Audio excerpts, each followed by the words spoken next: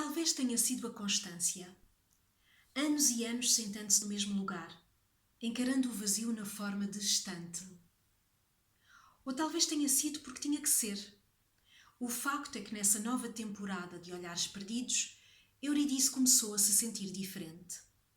Era uma sensação bastante leve no começo, quase como uma cosquinha. Percebeu que a sensação só aparecia quando ela estava sentada no mesmo lugar, olhando para o mesmo ponto. Eurídice passou a sentar-se a seu posto, menos para olhar o nada e mais para esperar a sensação chegar. A sensação chegava e encontrava no silêncio o espaço para crescer. E foi assim que a sensação aumentou até ser vista por Eurídice. E Eurídice viu que a sensação era isso. A sensação era o dom de ver. Eurídice viu a estante de livros. Na estante de livros. Ela viu a estante de livros. Levantou-se e passeou a mão direita pelas lombadas.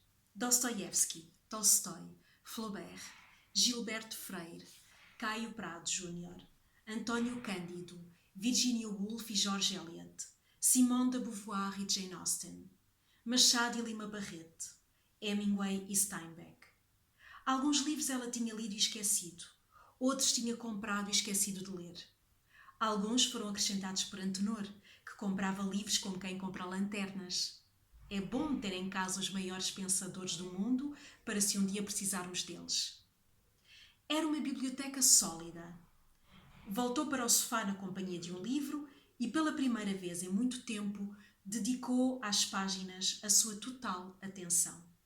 Depois pegou outro, e mais outro, e foi ligando os pontos imaginários que faziam de todos aqueles textos apenas um.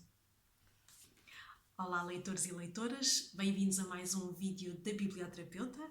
Acabei de ler um excerto do livro A Vida Invisível de Eurídice Gusmão, da autora brasileira Marta Batalha.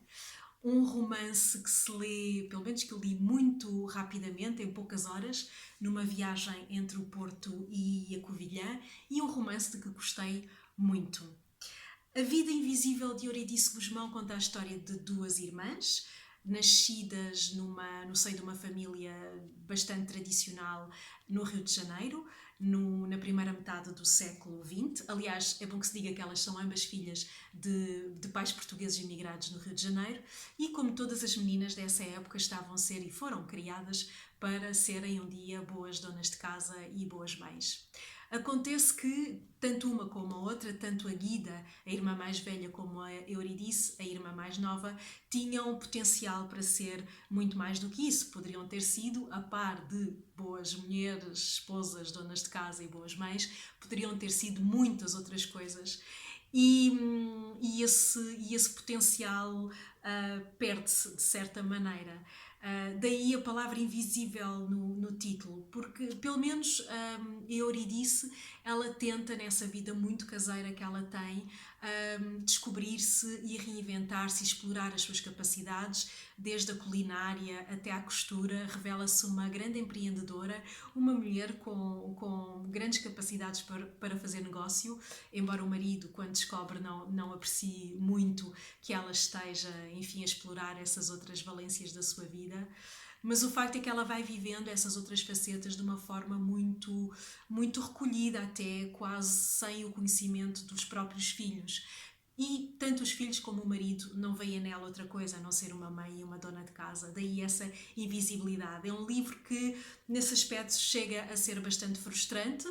Enfim, a história das duas irmãs não acaba mal, posso adiantar isso se quiserem ler o livro, mas faz-nos pensar no potencial de milhões e milhões de mulheres de outras gerações que ficou por cumprir-se, porque não tiveram oportunidade, porque não lhes foi dado acesso a essas oportunidades, porque acharam que elas não teriam capacidades para mais do que isso: casar, ser mãe e dona de casa. Fica a dica. A Vida Invisível de Eurídice Gusmão, da autora brasileira Marta Batalha, um excelente romance para lutar contra este tipo de preconceitos e também porque a Eurídice dá-nos esse exemplo e fica essa lição que nunca é tarde demais para nos reinventarmos, para aprendermos qualquer coisa de novo e para nos aventurarmos numa coisa nova na nossa vida. Boas leituras!